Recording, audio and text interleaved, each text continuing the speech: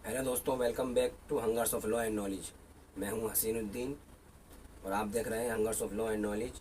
पिछले कई सालों से मैं cyber law, cyber crime, investigation and criminal litigation से जुड़े मैटर्स को स्टडी और हैंडल करता आ रहा हूं। इस सीरीज़ में हम साइबर क्राइम की दुनिया को प्रैक्टिकल और लीगल दोनों एस्पेक्ट से समझेंगे। चलिए शुरू करते हैं।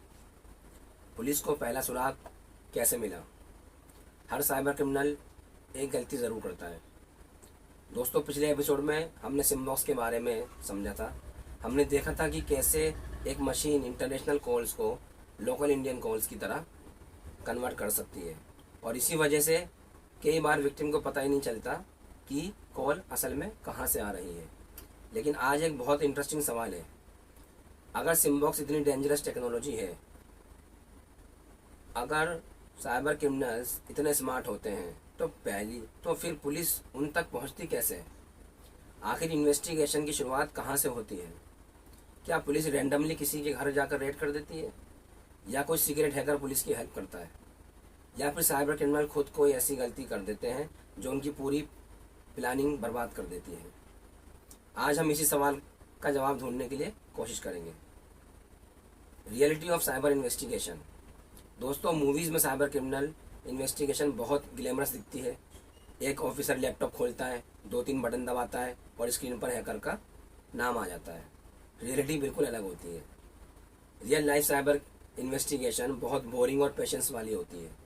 कई बार इन्वेस्टिगेटर्स को लाखों कॉल रिकॉर्ड्स देखने पड़ते हैं, हज़ारों नंबर एनालाइज करने पड़ते हैं, टेलीकॉम डेटा कंपेयर करना पड़ता है, टेक्निकल रिपोर्ट्स पढ़नी पड़ती हैं, और कभी कभी एक छोटी सी इनकन्सिस्टेंसी पूरी इन्वेस्टिगेशन का डायरेक्शन बदल देती है। यही अलेजडली इस केस में भी हुआ। पुलिस को पहला रेड फ्लैग कैसे मिला? अब मान लीजिए आप एक टेलीकॉम कंपनी में काम कर रहे हैं। रोज़ आपके नेटवर्क पर करोड़ों कॉल्स आती हैं। सब नॉर्मल लगता है, लेकिन एक दिन आप नोटिस करते हैं कि किसी पर्टिकुलर एरिया से अनयूजुअल ट्रैफिक जनरेट हो रहा है। नॉर्मल आदमी एक दिन में कितनी कॉल्स करता है? 10, 20, 30 या मैक्सिमम 50। लेकिन सोचिए, अगर एक लोकेशन से रोज़ हज़ारों कॉल्स जनरेट हो रही हों और सब अलग अलग नंबर्स से, क्या ये नॉर्मल लगेगा? बिल्कुल नहीं। और यहीं से इन्वेस्टिगेटर्स का ध्यान उस तरफ जाना शुरू हो जाता है। साइबर क्राइम इन्वेस्टिगेशंस में इसे बोलते हैं पैटर्न एनालिसिस करना। कई बार क्रिमिनल्स कोई ऑब्वियस मिस्टेक नहीं करता, लेकिन उसका पैटर्न उसकी पोल खोल देता है। डेटा कभी झूठ नहीं बोलता। दोस्तों, एक बात याद रखिए, इंसान झूठ बोल सकता है, विटनेस झूठ बोल सकता है, एक्यूज झूठ बोल सकता है, लेकिन डाटा बहुत मुश्किल से झूठ बोलता है। इन्वेस्टिगेशन एजेंसीज जब टेलीकॉम ट्रैफिक एनालाइज करती हैं, तो उनके पास कई इंडिकेटर्स होते हैं, जैसे कि एक सिम कार्ड 24 घंटे एक्टिव क्यों है, एक नंबर से इतनी ज़्यादा आउटगोइंग एक्टिविटी क्यों हो रही है, एक ही जगह पर इतने सिम कार्ड क्यों ऑपरेट हो रहे हैं, कॉल्स का ड्यूरेशन सिमिलर क्यों है, नेटवर्क बिहेवियर अनयूजुअल क्यों है।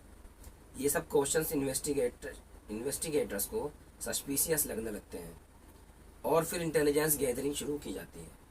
दोस्तों, अगर अब तक की इन्फॉर्मेशन आपको यूज़फुल लग रही है तो इस वीडियो को लाइक करिए, शेयर ज़रूर करिए। हो सकता है आपका एक शेयर किसी को साइबर फ्रॉड से बचा सके। Intelligence collection. अब यहाँ एक बहुत बड़ा मिथ क्लियर करते हैं। कई लोग सोचते हैं पुलिस तब काम शुरू करती है जब कोई कंप्लेंट आती है। ये आधा सच है। साइबर क्राइम केसेस में कई बार एजेंसीज प्रोएक्टिव इंटेलिजेंस भी कलेक्ट करती हैं। मान लीजिए किसी एरिया के बारे में पहले से इन्फॉर्मेशन थी। मान लीजिए किसी फॉरेन फ्रॉड नेटवर्क के बारे में अलर्ट आया था। मान लीजिए टेलीकॉम ऑपरेटर्स ने अनयूजुअल एक्टिविटी रिपोर्ट की थी, तो एजेंसीज क्वाइटली मॉनिटरिंग शुरू कर देती हैं।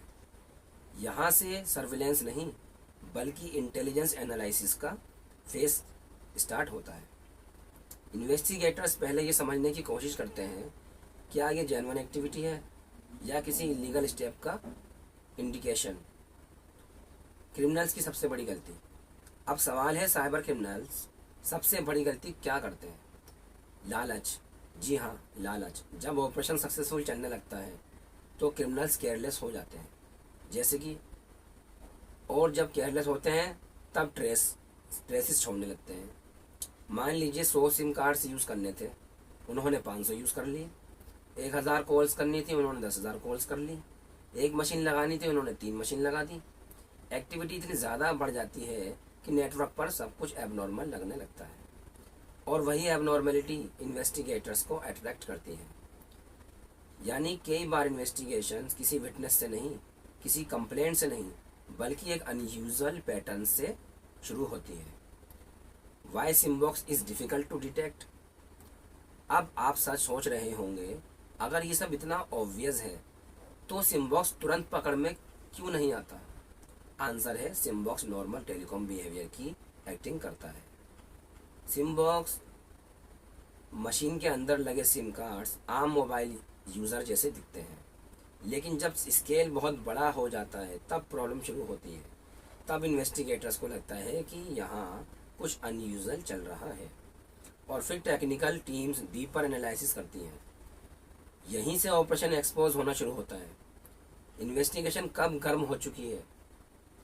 अब मान लीजिए, इमेजिन कीजिए, इन्वेस्टिगेटर्स को शक हो चुका है, उनके पास सस्पिशियस पैटर्न है, उनके पास टेलीकॉम इंडिकेटर्स हैं, उनके पास इंटेलिजेंस इनपुट्स भी हैं, लेकिन अभी तक उनके पास मशीन नहीं है, उनके पास लोकेशन नहीं है, उनके पास ऑपरेटर नहीं है, उनके पास मास्टर माइंड नहीं है।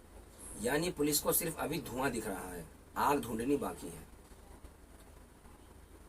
ये अभी पता लगाना होगा कि, और इसी स्टेज पर इन्वेस्टिगेशन सबसे ज़्यादा एक्साइटिंग हो जाती है, क्योंकि अब शुरू होती है असली हंटिंग। तो दोस्तों, आज हमने समझा साइबर क्राइम इन्वेस्टिगेशन की शुरुआत कैसे होती है, पैटर्न एनालिसिस क्या होता है, टेलीकॉम डेटा इन्वेस्टिगेटर्स की मदद कैसे करते हैं, क्रिमिनल्स की ग्रीड, उनका लालच कैसे उनकी सबसे बड़ी दुश्मन बन जाती है, एजेंसीज को पहला सस्पिशन कैसे मिलता है। लेकिन अभी तक एक बहुत बड़ा सवाल बाकी है दोस्तों। पुलिस को शक तो हो गया था, लेकिन मशीन थी कहाँ? सिमबॉक्स असल में दिखता कैसा है? एक रूम में कितने सिम कार्ड्स हो सकते हैं? और जब इन्वेस्टिगेटर पहली बार उस सेटअप के पास पहुँचे होंगे तो उनको कैसा देखा होगा? दोस्तों, एपिसोड 3 में हम सिमबॉक्स मशीन के अंदर की दुनिया देखेंगे। मैं आपको सिंपल लैंग्वेज में बताऊंगा कि ये मशीन दिखती कैसी है, काम कैसे करती है, और साइबर क्रिमिनल्स के लिए इतनी वैल्यूएबल क्यों होती है। और यकीन मानिए, जो आप देखने वाले हैं वो किसी मूवी के सीन से कम नहीं होने वाला है। अगर आप साइबर क्राइम, साइबर सिक्योरिटी और साइबर लॉ की ऐसी ही रियल वर्ल्ड इन्वेस्टिगेशंस देखना चाहते हैं तो चैनल को सब्सक्राइब करिए और बेल आइकन प्रेस करना मत भूलिए, ताकि अगले आने वाली वीडियो का नोटिफिकेशन आपको वक्त से मिल जाए। मैं हूं हसीनुद्दीन और आप देख रहे थे hungers of law and knowledge. मिलते हैं अगले एपिसोड में, तब तक के लिए थैंक यू दोस्तों।